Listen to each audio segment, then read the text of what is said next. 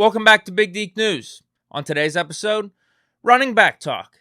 Not only for the 2022 Steelers, but from a team of the past. What may I be referring to even? Stay tuned. All that and more on Big Deke News. Who's the Steelers' backup running back? A question we've been asking ourselves a lot this offseason. Steelers currently have Benny Snell, Anthony McFarland, Mateo Durant, and Jaylen Warren on the roster. Two of them are undrafted rookie free agents that we just picked up. And the other two, Benny Snell has been on the Steelers roster for 3 years now, and Anthony McFarland for 2. The question is, are any of these guys trustworthy enough to spell Najee Harris for a few snaps during a game? Or if unfortunately Najee Harris goes down with an injury, could any of them carry the workload? Benny Snell has shown some flashes throughout his Steelers career, but is it enough to not look elsewhere for that RB2 spot? Just this last weekend, we have former All-Pro and Pro Bowl running back David Johnson stating that he wouldn't mind joining the Steelers. He is currently a free agent. This is how the whole conversation started, or how the topic came up. David Johnson tweeted out that he was not going to sign with the Saints. I guess there was some mutual interest there. He says, "Unfortunate, we couldn't come to terms, but appreciate the Saints for the opportunity. Journey to be continued. Prayer hands, hashtag God's hands." And then someone by the name of @RainyDays quote tweeted this and said, "This is upsetting for some reason. LOL, I wanted him to be a Saint. It was irrational on my part, but I was excited." And then David Johnson responds to that quote tweet and says, "Would have been a great organization to play for. Who knows what the future holds?" And then @Bowles, presumably a Steeler fan, says, "Hit the Steelers line." David Johnson then responds to that and says, "That would be a great place to be at." So David Johnson in a Steelers uniform. We've seen that before, but why not run it back? Let's look at this from multiple vantage points. What do we think it would cost to bring David Johnson in? Well, his last contract that he signed with the Houston Texans last year was a 1-year deal, $5 million, $4.2 million guaranteed at signing. If you look at his stats last year, he didn't really help himself for the open market. Now, I wouldn't blame David Johnson completely on that one because he was playing on the Houston Texans. So I would assume it would be something maybe in the range of 1 year, $3 million, 1 year, $2.5 million, something like that. If it's fully guaranteed, so be it. So he won't be expensive. We have about $20 million in cap space right now. We could even make it more with restructuring. So money in this potential signing would not be an issue. Next question is, can he still play? Everyone remembers the David Johnson from 2016. Led the league with 2,118 yards from scrimmage, 20 total touchdowns. It was crazy. He made a Pro Bowl, made an All-Pro, won a ton of people that year their fantasy leagues. But due to injuries and just naturally running backs getting older, he's never really been able to return to that level. And as I mentioned, last year for Johnson with the Texans was pretty abysmal. Had 228 yards on the ground and also averaged a measly 3.4 yards per carry.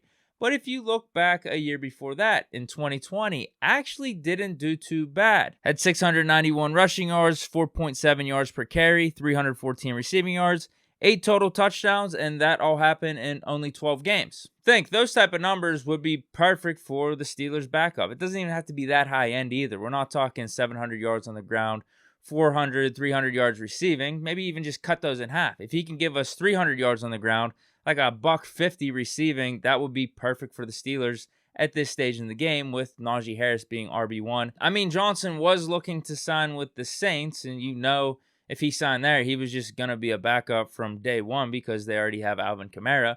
That's the exact type of fit the Steelers are looking for right now. And this wouldn't be the first time the Steelers sign a veteran, productive running back who had an elite season and is kind of up there in age, a little bit past their prime. D'Angelo Williams, anyone? And let me go over these comparisons for you. D'Angelo Williams, huge year in 2008, 1,500 rushing yards, 20 total touchdowns, just like David Johnson's 2016. But from that point on, neither running back was really able to put together a season like that one. Although I'll give D'Angelo a little bit more credit because I do think he was just more efficient and more productive running back throughout the rest of his career compared to David Johnson at this point. But still, the Steelers ended up signing D'Angelo at age 32, and I think we can say for both Williams and Johnson, people around the league were just wondering, do these guys still have a place in the NFL? And with Williams being here in Pittsburgh, dare I say, in his first year whenever Le'Veon Bell went down, he was still an elite running back, led the league with 11 touchdowns. So I do think David Johnson could find maybe a similar niche or a similar role with the Steelers like D'Angelo did on the latter portion of his career. Last question is he the best running back available, at least in free agency. Here's the other names that are out there: Latavius Murray, Carlos Hyde, Devontae Booker, Jalen Rashard, Malcolm Brown. So if those are the guys that are out there, I'm fine with the Steelers taking a flyer on David Johnson. If you want to argue for Latavius Murray or Carlos Hyde, that's fine. I think they're all in the same stratosphere. It's just personal preference at that point. At the end of the day, I do think this signing would be a good move. It's harmless, really only upside, and obviously David Johnson is interested. So Steelers, think about it. Speaking of running backs, former Pittsburgh Steelers running back Rashard Mendenhall also made some headlines over this past weekend. He said in a tweet that this play, we all remember this play, wasn't a fumble, and the ball merely separated from him. It was the ball's fault. This is the kind of shit that weekend warriors on the golf course say whenever they're referring to their golf clubs. It was the club's fault. Meanwhile, we all know it's definitely not the club's fault. You just suck at golf. Even the losers at Twitter can't take this tweet seriously. They have it categorized under funny tweets. Something to laugh at. But let's give Mendenhall a chance here. I have not seen this play recently. Tried to erase it from my memory banks. Get PTSD anytime this Super Bowl is on TV and don't really want to watch it. But yeah, let's watch it in its entirety, and then we will come to the conclusion. Fumble or no fumble? Back, still down by 4. First play of the fourth quarter. Hits him with his shoulder right on the ball. Creates a fumble. Desmond Bishop picks. Bruh. If that's not a fumble, then my name's not Deke. I don't know what calls worse, Kyrie Irving's flat earth theory or Rashard Mendenhall's Super Bowl fumble theory.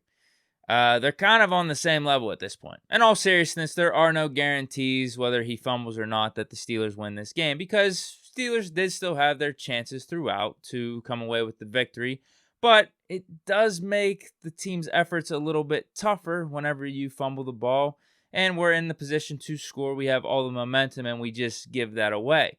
So actually what I am saying, if Rashard Mendenhall doesn't fumble the ball, the Steelers are 7-time Super Bowl champions. But to that point, in saying that the Steelers did still have some opportunities, the play no one talks about, Mike Wallace on 4th and 5, the drop. Some people may say it was a drop, others may say it was contested, but let's look at the replay. I feel like he should have caught it. Hit his hands. I don't even know if the defender touched the ball. He just had his hand like waving in the vicinity. I think Mike Wallace should have caught that. Converts on that 4th down. We're still driving. We know Big Ben is clutch. But yeah, it is what it is. I do think we were dearly missing Santonio Holmes in that Super Bowl. Still ridiculous in my opinion that we traded him for what? I think it was a 5th round pick. Could have used him there. What I will say is right about what Mendenhall tweeted was the last thing. He said, respect my career. I do think Mendenhall did have a pretty solid Steelers career. Not to the hype that we were thinking whenever we drafted him in the 1st round. We thought he was probably going to be the next Jerome Bettis, the next guy in the backfield for, the next 5 to 10 years. His career only lasted, 4 for the Steelers? 4 or 5. Had 3 prime years where he had 1,000 yards, but we were expecting a little bit more. Ultimately, though, yeah, I don't think the fumble in the Super Bowl should dictate his career as a Steeler. I think it was actually pretty solid. But that's it for Big Deke News. Let me know what you guys think of the David Johnson rumors, what Mendenhall was saying about the fumble in the Super Bowl. But that is it. Stay chilling. Peace.